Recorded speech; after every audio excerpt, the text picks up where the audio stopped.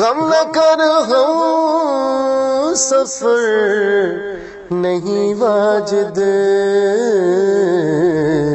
تیرا سایہ تو تیرا ہمدم ہے۔ اچھا، برداشت کے حوالے سے آپ نے جو بات کی، ہاں صحیح، آپ نے کہا کہ کسی سے نقش پیاری ہو جائے، جتنا وہ برداشت کر سکتا ہے تو اتنا ہوتا ہے۔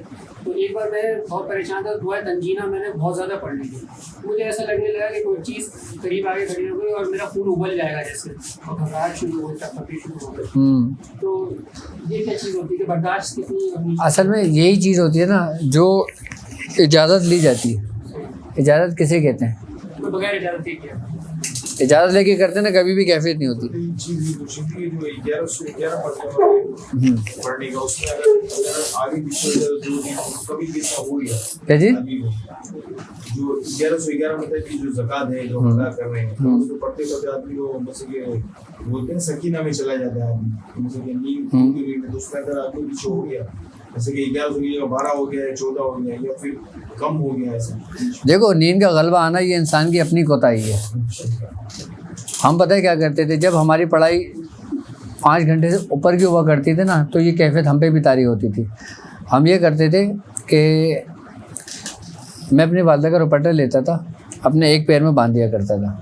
جب نیند کا غلبہ زیادہ ہوتا تھا نا تو ایک پاؤں پہ دوپٹہ باندھ لیا کرتا تھا اور ایک پیر پہ میں کھڑا ہو کے اپنی پڑھائی مکمل کر لیا کرتا تھا، اس سے نیند کا غلبہ نہیں آتا تھا۔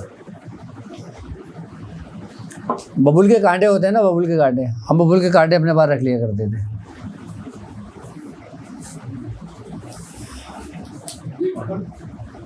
اگر ایسا ہو جاتا تو پھر عمل فاسد تو نہیں ہوگا، لیکن ہونا نہیں چاہیے ایسا۔ یہ دوبارہ سے عمل کر سکتے ہیں؟ وہ تسبیح اگر آپ نے 500 کے بعد 600 کی تسبیح آپ پڑھ رہے تھے اور اگر بیچ میں آپ کے ہاتھ سے نیند کا غلبہ ہوا، تسبیح چھٹ گئی، تو پھر آپ نے وہ چھٹی ہی تسبیح سے شروع کرنا ہے، پھر سے اس کو مکمل کرنا ہے۔ لیکن یہ اس کی ایک لمٹ ہوتی ہے، کہتے ہیں کہ 40 دن کے اندر 3 تک چھوٹ ہوتی ہے لیکن اس کے بعد نہیں ہوتی۔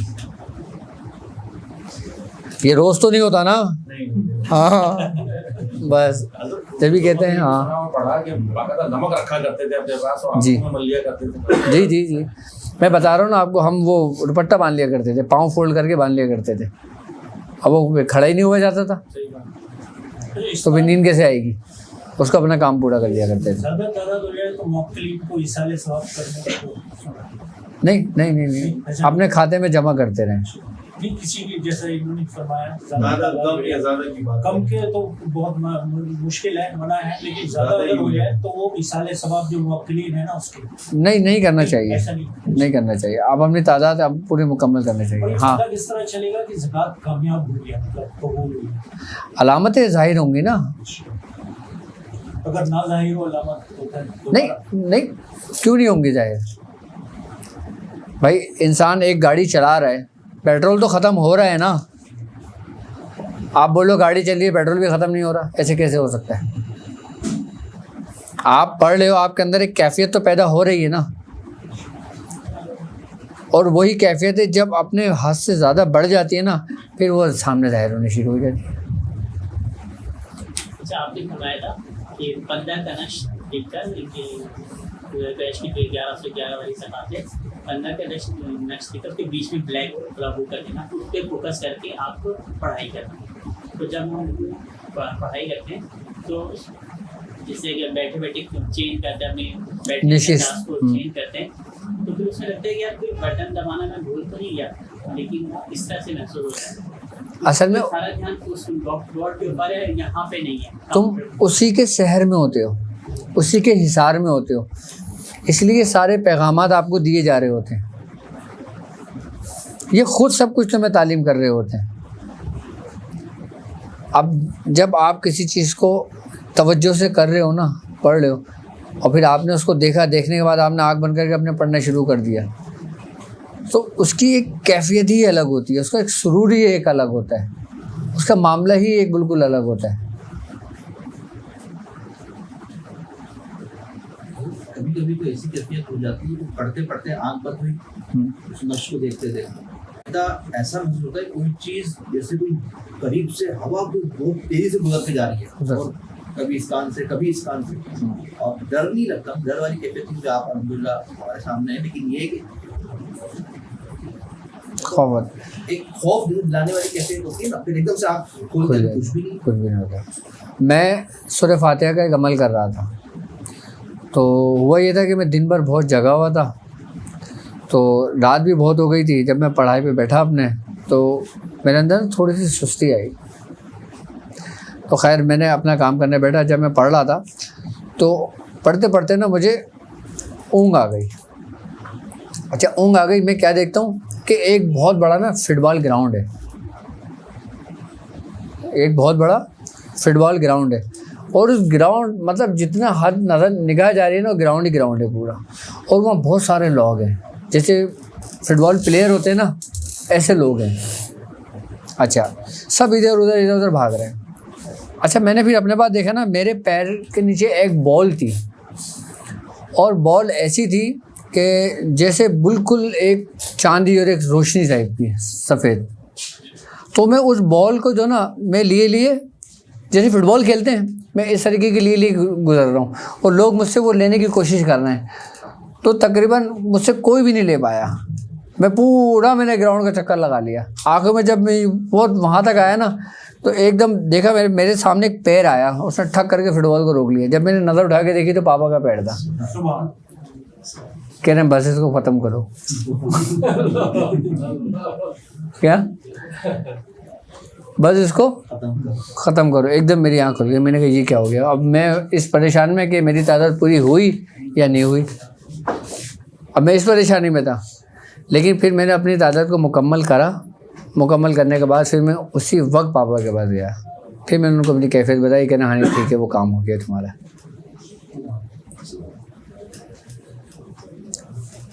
کبھی کبھار اگر مہینے میں ایک دفعہ ہو جائے, 2 مہینے میں ایک دفعہ ہو جائے, 6 مہینے میں ایک دفعہ ہو جائے, تو وہ ایک الگ بات ہوتی ہے. پھر وہ آپ کی وجہ سے نہیں ہوئی, آپ کے اختیار کی وجہ سے نہیں ہوئی وہ. اچھا ہاتھ ایک دم سے تیز سے گھوم جانا, یہ بھی کیفیت کیا ہے؟ مختلف کیفیتیں ہوتی ہیں اپنی. اچھا اصل میں بات یہ ہوتا ہے کہ زبان اور دماغ, ہم نے ان دونوں کو ایک زاویے پہ لے کر آنا ہوتا ہے.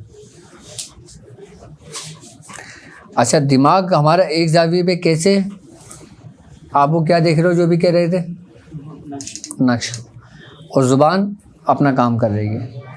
اب جب آپ آنکھ بند کرو گے تو دونوں ایک زاویے پہ آ جائیں گے. آنکھ جب بند کرو گے تو وہی نظر آئے گا جو آپ آنکھ کھول کے دیکھ رہے تھے. ایسا ہی ہوتا ہے نا, وہی چیز نظر آتی ہے نا آپ کو. اور پھر جب زبان پہ آپ پڑھ رہے ہوتے ہو تو وہ آپ کی پڑھائی اسی اس پہ ہوتی ہے. پھر آپ کا اختیار نہ آپ کے ہاتھوں پہ ہوتا ہے, نہ تصویر پہ ہوتا ہے, نہ کسی اور چیز پہ ہوتا ہے. پھر آپ اسی میں آپ پڑھ رہے ہوتے ہیں.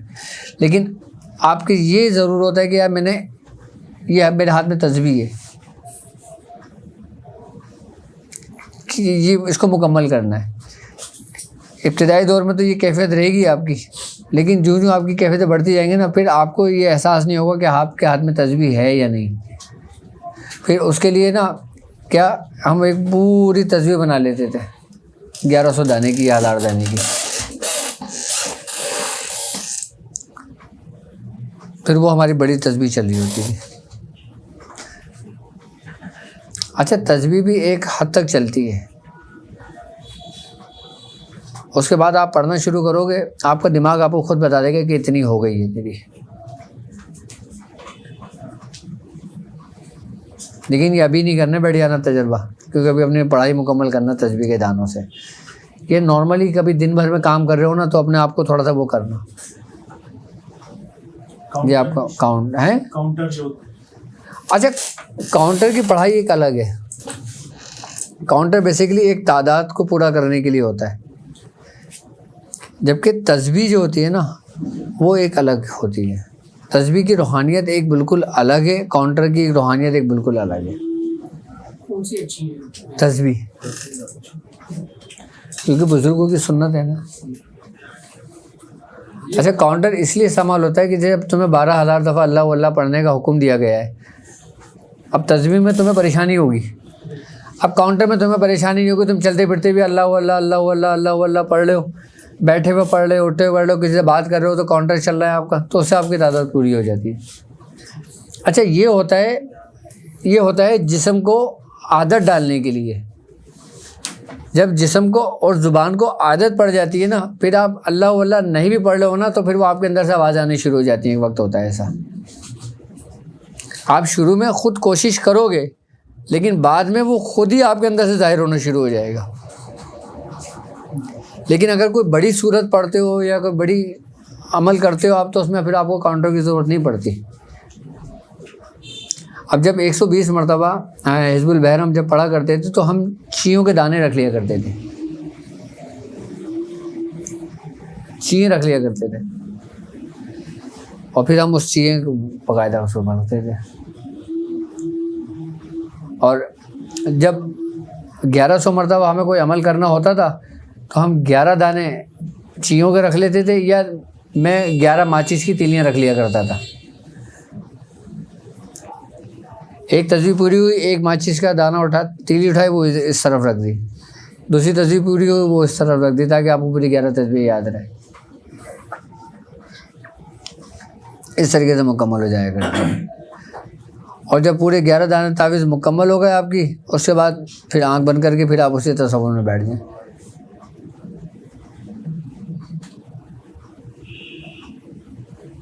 تو یہ بات ہے. کون سی؟ ہاں, مگرمچھ والی بات. تو ہمارے بزرگ فرماتے ہیں کہ پیر جو ہوتا ہے نا, وہ 3 قسم کے ہوتے ہیں. ایک کوا پیر, ایک کبوتر پیر, اور ایک مگرمچھ پیر. اچھا, کوا انڈے دیتا ہے لیکن وہ خود نہیں سینکتا,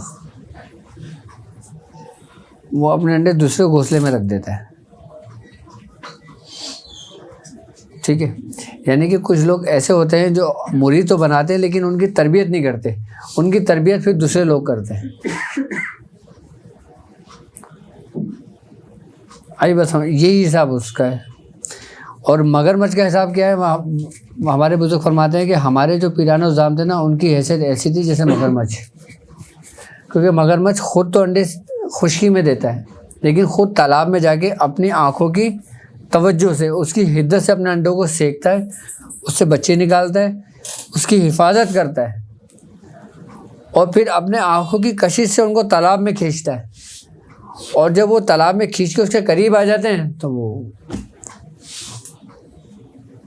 کامیاب ہو جاتے ہیں. ہوا یہ تھا کہ ہمارے میاں حضور فرماتے کہ جب ہمارے دادا میاں کا وصال ہوا, حضرت خواجہ منظور حسین شاہ صاحب کا, تو آپ کی سجادگی کا اعلان نہیں, یہ ہوا تھا خواجہ مظفر حسین شاہ صاحب کا واقعہ. جب خواجہ مظفر حسین شاہ صاحب کا واقعہ ہوا تھا تو آپ نے سجادگی کا اعلان نہیں کیا تھا, آپ کا وصال ہو گیا تھا. اچھا, خواجہ منظور حسین شاہ صاحب تھے نا, وہ انہی کے خلیفہ تھے.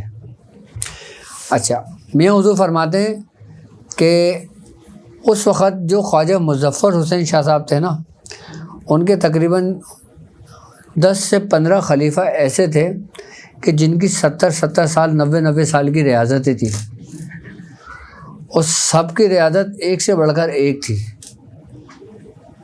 اب ان سب کے اندر ایک یہ بات ہوئی کہ اب ان کی جگہ کون بیٹھے گا. اب وہاں یہ نہیں تھا کہ یار یہ سینئر ہے تو یہ بیٹھے گا, یہ ہم سے عمر میں بڑا ہے تو یہ بیٹھے گا. خواجہ منظور حسین شاہ صاحب عمر میں سب سے چھوٹے تھے, آپ جوان تھے.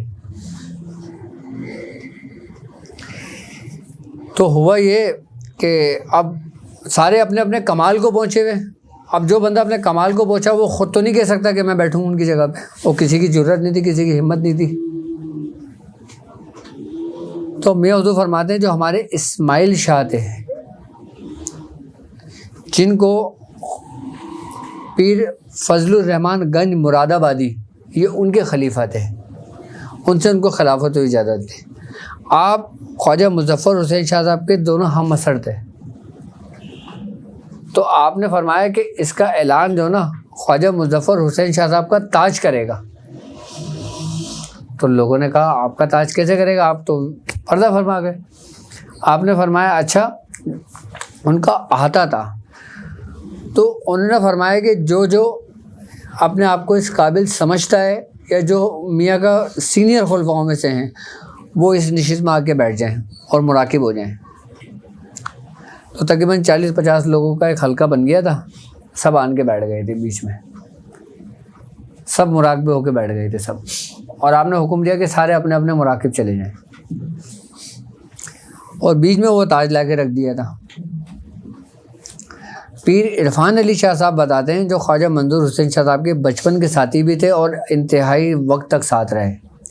خواجہ منظور حسین شاہ صاحب کا پہلے وصال ہوا تھا, عرفان علی شاہ صاحب کا بہت بعد ہوا تھا. پیر عرفان علی شاہ صاحب نے یہ واقعہ ہمارے میاں حضور کو سنایا تھا. تو میاں حضور فرماتے ہیں کہ وہ تاج بیچ میں لا کے رکھ دیا گیا, اور جب سب مراقبے میں چلے گئے, کچھ وقت گزرا تو تاج جو تھا نا وہ ہوا میں معلق ہو گیا, اور ہوا میں معلق ہونے کے بعد وہ سب کے سروں سے چھوٹا ہوا گزرا, اور سب کے سروں پہ چھوٹا ہوا گزرنے کے بعد پھر وہ خواجہ منظور حسین شاہ صاحب کے سر پہ آ کے ٹک گیا تھا. تو آپ کے سر پہ وہ تاج رکھ دیا گیا تھا. اس کے بعد جب آپ کے سر پہ تاج رکھا تو سب نے اپنی آنکھیں کھول لی اور سب مبارکباد دینے لگے, اور سب نے پھر آپ کے ہاتھ پہ بیعت تجدید کری. کس کے ہاتھ پہ؟ خواجہ منظور حسین شاہ صاحب کے ہاتھ پہ. اور خواجہ منظور حسین شاہ صاحب کو حضرت سیدنا موسیٰ ہاشمی رحمۃ اللہ علیہ سے بہت فیض تھا, آپ کی توجہ اور آپ کی نظر تھی. آپ اویسی بزرگ گزرے, حضرت سیدنا موسیٰ ہاشمی رحمۃ اللہ علیہ کے بارے میں آپ کا مزار پنڈ موسیٰ میں ہے. آپ کے بارے میں ہے کہ آپ کی تربیت باقاعدہ طور پہ سرکار دو عالم صلی اللہ علیہ وآلہ وسلم نے کی تھی, اس لیے آپ اویسی کہلائے. آپ کی باطنی تربیت آپ نے کی تھی. اور خواجہ منظور حسین شاہ صاحب کو آپ کے ان کو بہت زیادہ فیض تھا. اچھا, جب آپ کو سجادگی ملی, جب آپ مسند پہ آ کے بیٹھے اور سب لوگوں نے آپ سے بیعت تجدید کری, اس وقت سے لے کے آخری وقت تک عرفان علی شاہ صاحب کہتے ہیں کہ میاں نے دعائے بشمک کی اجازت کسی کو نہیں دی تھی,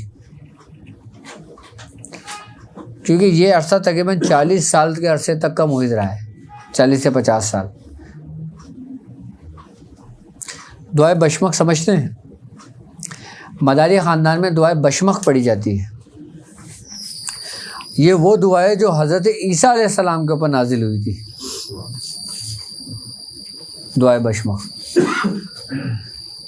اس کے بعد پھر یہ دعا حضرت شاہ مدار کو تعلیم کی گئی تھی, اور شاہ مدار نے اس کے اوپر جتنی ریاضت اور جتنی محنت کی تھی, اور اس کے بعد اس کا فیض آپ سے جاری ہوا تھا دعائے بشمک کا. اچھا, دعائے بشمک کے بارے میں یہ ہے کہ ان کو زندہ پیر اس لیے کہتے ہیں کہ جب آپ کا آخری وقت آیا نا تو آپ حالت جس میں چلے جایا کرتے تھے. جب آپ مراقبے میں جایا کرتے تھے نا تو آپ کو 3 مہینے 6 مہینے سال گزر جایا کرتا تھا. ایک وقت ایسا ہوا ہے کہ معمول سے زیادہ ہی وقت گزر گیا تھا, کتابوں میں لکھا ہوا ہے باقاعدہ. تو آپ کے بارے میں یہ ہے کہ جب آپ کا آخری وقت آیا نا تو جب لوگوں نے کہا کہ حضور کا وصال ہو گیا تو آپ کو غسل دیا. غسل دینے کے بعد جب آپ کو لحد میں لٹالا نا تو آپ نے آنکھیں کھول لی. کیا؟ تو لوگوں نے کہا حضرت زندہ ہے, حضرت حالت میں آ گئے, حضرت حالت سکر میں آ گئے, حالت میں آ گئے. تو آپ نے کہا نہیں, بس اب بند کر دو, وقت ہو گیا. تو اس لیے آپ کو زندہ پیر کہتے ہیں. اور میاں حضور فرماتے ہیں کہ یہ دعائے بشمک ہی کی برکت اور اس کی روحانیت تھی. دعائے بشمک کی جو دعوت دیتا ہے نا اس کے اندر پھر یہ کیفیتیں پیدا ہو جاتی ہیں. اچھا, دعائے بشمک کی جو دعوت ہے نا وہ 100 سال میں ایک دی جاتی ہے بس, اور ایک شخص دیتا ہے اس کو. اور وہ کون دیتا ہے؟ جو مداری خاندان کا ہوتا ہے, کہ جس کا قلب حضرت بدی الدین قطب المدار کے قلب پر ہوتا ہے، جس کی ولایت آپ کے اس پر ہوتی ہے، کیونکہ آپ قطب المدار ہیں آپ۔ میں حضور فرماتے ہیں کہ جب مجھے دعائے بشمک کی اجازت ہوئی تھی، دعائے بشمک کی اجازت ہوئی تھی، تو میاں کہتے ہیں جب میں نے دعائے بشمک کا چلہ کرنے بیٹھا اور جب میں اس کے بالکل قریب پہنچا تو میاں حضور فرماتے ہیں کہ ایک مشاہدہ ہوا مجھے، وہ مشاہدہ میں حضور فرماتے ہیں یہ ہوا کہ کیا کہتا ہوں میں، پڑھتے پڑھتے مجھے اونگ آ گئی۔ بے حضور فرماتے ہیں کہ پھر میں دیکھتا ہوں کہ ایک سبز باغ ہے، حد نگاہ وہ باغ ہی باغ ہے، بہت خوبصورت باغ ہے۔ تو کہنے لگے، میں نے دیکھا کہ 2 شخص میرے پاس آئے، مجھ سے کہنے لگے طارق تمہارا نام ہے؟ تو انہوں نے کہا ہاں میرا نام ہے۔ کہا تو میں اندر بلا رہے ہیں، چلو۔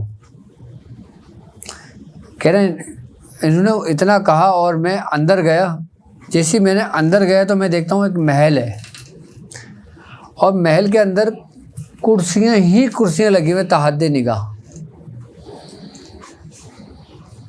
تحد نگاہ ایک کرسیاں لگی ہوئے ہیں، اور ایک محل کا دروازہ ہے۔ میں تو فرماتے ہیں کہ مجھ سے انہوں نے کہا کہ تم اس جگہ پہ بیٹھ جاؤ اپنی کرسی پر۔ میں تو فرماتے ہیں کہ جب میں نے کرسی پہ دیکھا تو میرا نام لکھا ہوا تھا، تو انہوں نے کہا کہ کچھ بھی ہو جائے تم نے یہاں سے اٹھنا نہیں ہے، ہلنا نہیں ہے، کہیں جانا نہیں ہے، بس یہیں بیٹھے رہنا۔ میں تو فرماتے ہیں وہ مجھ سے بول کے گئے، اس کے بعد میں نے دیکھا کہ اس کے اندر جو نا لوگ آنے شروع ہو گئے، کہ جیسے کمرہ ہے نا آنے شروع ہو گئے، لیکن وہ تحد نگاہ ہی آگے تک جا رہا ہے۔ کہہ رہے لوگ آنے شروع ہو گئے، لوگ کرسیوں پہ بیٹھنا شروع ہو گئے، کرسیاں بھرنے شروع ہو گئی۔ میں حضور فرماتے ہیں پھر ایک شور مچا، اور ایسا شور مچا کہ جیسے کوئی طوفان کی آوازیں ہوتی ہیں نا، ایسا شور مچا۔ میں حضور فرماتے ہیں پھر کچھ وقت گزرا کہ میں نے دیکھا ایک تخت اور اس کے کئی ستون تھے، کئی اس کے پائے تھے، اور کچھ لوگ تھے جو تخت کو نا اپنے کندھوں پہ لیے ہوئے تھے۔ دکھنے میں تو وہ انسان لگ رہے تھے لیکن وہ انسان نہیں تھے، اور تخت بھی ایک وسیع تھا۔ کہنے لگے پھر وہ جو تخت تھا نا جو کندھوں پہ لیے ہوئے تھے، پھر وہ اس کے سامنے آ گئے بالکل، اور انہوں نے جھک کے اس تخت کو ہوا میں محلق کر دیا۔ پھر میاں فرماتے ہیں کہ اس تخت کے اوپر میں نے دیکھا کہ 4 کرسیاں لگی ہوئی تھی اور ایک بڑی کرسی تھی۔ بڑی کرسی بیچ میں تھی، 2 کرسیاں دائیں تھیں اور 2 کرسیاں بائیں تھیں۔ اچھا، میاں فرماتے ہیں کہ میں سب کچھ اپنی آنکھوں سے دیکھ رہا ہوں یہ۔ اس کے بعد میاں فرماتے ہیں کہ ایک روشنی سی آئی، اور پھر میں نے دیکھا کہ ان کرسیوں پہ جو نا کچھ بزرگ بیٹھے، اور ایک شخص ایک رجسٹر لیا ہوا بڑا، وہ کھڑا ہوتا ہے آ کے ان بزرگ کے سامنے، اور وہ ان بزرگ ایسے بیٹھے ہوتے ہیں کہ میاں فرماتے ہیں کہ میں اس حالت میں بھی میں ان کو نہیں دیکھ پا رہا تھا کہ اتنی روشنی تھی۔ پھر وہ شخص جس کے ہاتھ میں رجسٹر تھا اس نے سب کے نام لینا شروع کر دیے، پکارنا شروع کر دیے۔ کہنے لگے جب اس نے میرا نام پکارا تو میرے دل میں یہ خیال آیا کہ یہ اتنے لوگ ہیں، پتہ نہیں کس تاریخ کو بولنا ہے۔ تو کہنے لگے جب میں نے اتنا کہا نا تو دادا میاں آئے، خواجہ منظور حسین شاہ صاحب کہنے کھڑے ہو، تمہیں پکارا جا رہا ہے۔ تو میاں بتاتے ہیں میں فوراً کھڑا ہوا، تو کہنے لگے اسٹیج پر آؤ۔ تو وہ اسٹیج پر لے کر گئے۔ اسٹیج پر جو شخص نام پکار رہا تھا نا، اس نے میاں حضور کی طرف دیکھا، اس نے کہا طارق نام تیرا ہے؟ اس نے کہا فیض احمد بیگ تیرے باپ کا نام ہے؟ اس نے کہا ہاں۔ اس نے کہا خواجہ کیا محمود الہاشمی کا ہے تو؟ تو پاپا کہہ رہے محمود الہاشمی؟ پاپا کے دل میں یہ خیال آیا محمود الہاشمی کون ہے؟ تو ان کا محمود الہاشمی کا کون؟ محمود ہاشمی کا بچہ ہے تو دادا میں نے کہا ہاں یہ محمود ہاشمی کا ہی ہے. تو اس کے بعد انہوں نے کہا تمہیں 25 تھانے دیے جاتے ہیں. تو اس کے بعد انہوں نے ایک کارڈ بنا کے پاپا کو دے دیا. پاپا کہہ رہے ہیں وہ میرے کارڈ میں کارڈ لیا اور میرے دل میں یہ ہوا کہ جو یہ بزرگ بیٹھے ہوئے ہیں نا کہ میں ان کی 10 بوسی یا قدم بوسی کر لوں. تو جو لوگ نام پکار رہے ہیں نا وہ کہہ رہے ہیں کہ ان کے آس پاس تجلیاں ہوتی ہیں, تم جل جاؤ گے, تم نہیں جا سکتے ان کے آگے پیچھے. تو میاں حضور فرماتے ہیں کہ اسی خواب کی حالت میں میرا یہ گمان ہے کہ یہ ہو سکتا ہے کہ سرکار دو عالم صلی اللہ علیہ وآلہ وسلم اور چاروں خلفائے راشدین ہیں. کہہ رہے ہیں جب میرے دل میں یہ خیال آیا نا کہ یہ چاروں صحابہ ہیں اور سرکار دو عالم ہیں, تو جو لکھ رہے تھے نا انہوں نے پھر پاپا کی طرف منہ کر کے دیکھا اور کہا تمہیں پتہ ہے کون ہے یہ؟ انہوں نے کہا نہیں. تو آپ نے فرمایا کہ یہ بدیع الدین قطب المدار ہیں اس وقت, اور یہ جو 4 کرسیوں میں بیٹھے ہوئے نا یہ چاروں ان کی سلاسل ہیں. وہ 4 بزرگ تھے. وہ 4 بزرگ کون تھے؟ حضرت جمال الدین جان من جمن جنتی, حضرت سید محمود گرگ سوار, حضرت قاضی قلعہ شہر, اور چوتھے حضرت شیخ محمد ارغون. یہ شاہ مدار کے وہ 4 خلیفہ ہیں کہ جن سے 4 سلاسل چلے, کہ جن سے دیوان گان, عاشقان, خادمان اور طالبان. یہ 4 وہ سلاسل ہیں جو انہی 4 بزرگوں کے اس سے چلے. حضرت سید محمود گرگ سوار ہمارے میاں صاحب کو ان سے بھی فیض ہے. گرگ سمجھتے ہو کسے کہتے ہیں؟ کہتے ہیں کہ اولیاء کرام میں ان کی حیثیت, ان کی مثال ایسے ہی ہے جیسے بھیڑیے چلانے والے کی ہوتی ہے. یہ وہ 4 سلاسل ہیں جو دیوان گان, عاشقان, طالبان اور خادمان, ان سے یہ سلاسل چلے. یہ وہ طالبان نہیں ہیں جو دوسرے تھے, یہ سلاسل کے ہیں یہ. تو میاں فرماتے ہیں کہ یہ دعائے بشمک کی برکت تھی جو یہ میرا عمل پورا ہوا تھا, جو مجھے ان کی زیارت ہوئی تھی. اچھا, میاں حضور فرماتے ہیں کہ جب تک میں مداریہ خاندان کے سلاسل میں رہا, ان کی ذکر و اذکار کے طریقے میں, ان کے طریقے میں نے ریاضتیں کری, تو میں اتنا خستہ حال میں تھا کہ میرے ایک پیر میں ہرے رنگ کی چپل ہوتی تھی اور ایک میں پیلے رنگ کی چپل ہوتی تھی. ایک وقت کا کھانا ملتا تھا اور دوسرے وقت کا نہیں پتہ ہوتا تھا. مداریہ خاندان میں بہت سختی ہے, بہت ریاضت ہے. مداریہ خاندان کے اندر میاں حضور مرید نہیں کرتے. اتنی سختی تھی کہ میاں حضور فرماتے ہیں کہ میرا گھر باہر میرے بچے تک چھوٹ گئے تھے, صرف اپنے کام مکمل کرنے کے لیے. جب مداریہ خاندان کا جب معاملہ میاں حضور کا مکمل ہوا, اس کے بعد پھر جب خواجہ منظور حسین شاہ صاحب کا وصال ہوا, آپ کے بعد جب آپ کو قادریہ خاندان ملا, تو میاں حضور فرماتے ہیں کہ پھر مجھ پہ قادری رنگ غالب آ گیا. میاں پہلے حضور محفل سما بھی نہیں سنتے تھے. میاں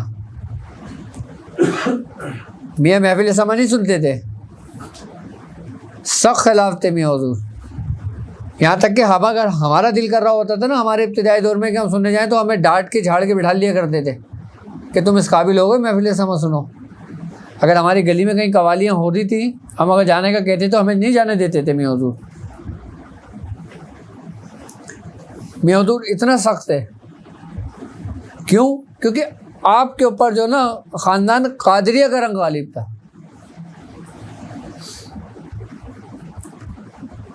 لیکن جب حضرت عثمان علی شاہ صاحب کا جب آپ کا وصال ہوا, آپ کے وصال ہونے کے بعد پھر جب آپ نے اپنی ذمہ داریاں, اپنے معاملات جب آپ کو منتقل کرے, تب میاں حضور فرماتے ہیں کہ پھر میں نے کہ اگر ریاضت کے درمیان جو آپ بتا رہے ہو نا کہ 1100 مرتبہ سورہ قریش پڑھنے کو دیے اور پڑھتے پڑھتے اونگ آ گئی, بس اگر اونگ آ گئی نا آپ گئے,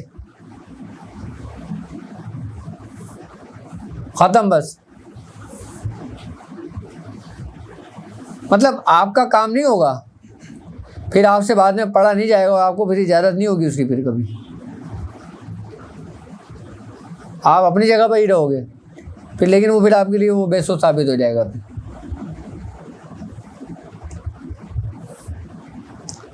اگر ان سے ہٹ کے اگر آپ نے کوئی کام کر لیا نا، آپ ختم، بس آپ جاؤ۔ اب یہ نہیں کہ نہیں اب میں دوسرے پیر کے پاس جا کے اپنی تربیت پوری کر لوں گا، پھر زندگی میں کبھی بھی نہیں کر سکتے پھر آپ۔ خاندان مداریہ وہ خاندان ہے، اور خاندان مداریہ کے اندر تکبیر عاشقان پڑھی جاتی ہے، خطبہ آدم پڑھا جاتا ہے، دعائے بشمق پڑھی جاتی ہے، دعائے بشمق باموکل پڑھی جاتی ہے، دعائے بشمق برج کے ساتھ پڑھی جاتی ہے، دعائے برہتی پڑھی جاتی ہے باقاعدہ۔ اچھا، مداریہ خاندان کے اندر ریاضتیں بڑی کمال کی ہیں۔ اس وقت روحانیت کی دنیا کے اندر جتنے بھی جگہیں پر ہے نا، اس میں سے تقریباً 65% مداری ہیں۔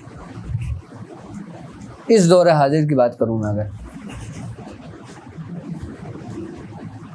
کتنے مداری ہیں مداریہ خاندان سے۔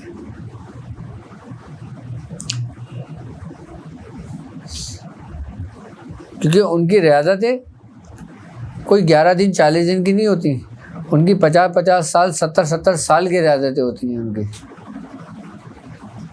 اور کمال ان کو پتہ ہے کیا ہوتا ہے؟ کمال ان کو یہ ہوتا ہے حضوری، کہ ہمارے ایک چچا میاں کا ایک واقعہ ہے کہ بابا شاہ جلال کا بابا شاہ جلال کے بارے میں یہ کہ آپ اپنے وقت کے شیخ الحدیث تھے۔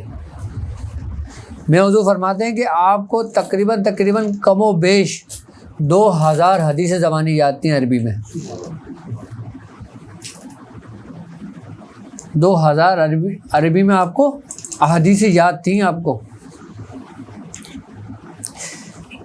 جب آپ نے حضرت خواجہ منظور حسین شاہ صاحب کی غلامی اختیار کری تھی، تو آپ کے بارے میں یہ ہے کہ آپ نے جو نا ایک جھوپڑی کے اندر چلے گئے تھے، اپنے آپ کو بند کر دیا تھا کمرے کے اندر۔ میں حضور فرماتے ہیں کہ وہ جو تھے نا، سورہ توبہ کی آخری جو 2 آیتیں تھیں، انہوں نے مجھے آخری وقت میں اس کی اجازت دی تھی، اور فرماتے ہیں کہ میں نے اپنی ساری زندگی صرف یہی پڑھا ہے، سورہ توبہ کی لقد جاءکم رسول من انفسکم عزیز علیہ ما عنتم، یہ 2 آیتیں پڑھی ہیں۔ ان کا کمال کیا تھا کہ اس وقت کے علماء کرام احادیث کی تصدیق کرانے کے لیے آپ کے پاس آیا کرتے تھے کہ حضور یہ فرمائیں کہ یہ سرکار دو عالم صلی اللہ علیہ وسلم کی فرمان ہے یا نہیں۔ میں حضور فرماتے ہیں کہ ایک دفعہ ہوا یہ کہ کچھ علماء کرام آئے جو آپ پہ تنقید کیا کرتے تھے، کیونکہ آپ کا ظاہری حلیہ ایسا تھا نا جو شرعاً خلاف تھا۔ بابا شاہ جلال کا آپ کے گھر کے باہر تو کتا رہتا تھا ایک،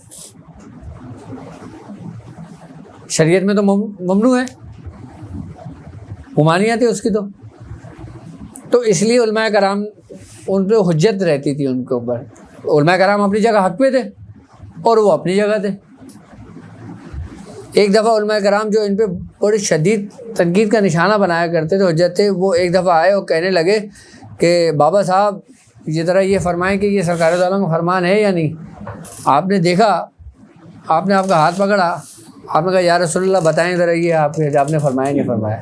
وہ جتنے بھی لوگ وہاں تھے سب کو زیارت ہوئی سرکار دو عالم، جتنے بھی وہاں پہ علماء کرام تھے نا ان سب کو سرکار دو عالم کی زیارت ہوئی۔ پھر عرفان علی شاہ صاحب نے یہ واقعہ بتایا تھا آپ کا، اور وہیں وہ علماء کرام ان کے ہاتھ پہ بیعت ہو گئے تھے۔ تو انہوں نے کہا حضور پھر یہ ظاہری معاملہ کیا ہے؟ تو کہا تم لوگوں سے بچنے کے لیے، ورنہ لوگ مجھے یہاں جینے نہ دیں. ملامت اختیار کر. ہاں. اور پھر وہ علماء کرام بھی اپنے انتہا کو پہنچے. دیکھو ایک بات یاد رکھنا، جس کے پاس کچھ ہے نا وہ اتنی آسانی سے نہیں دے گا.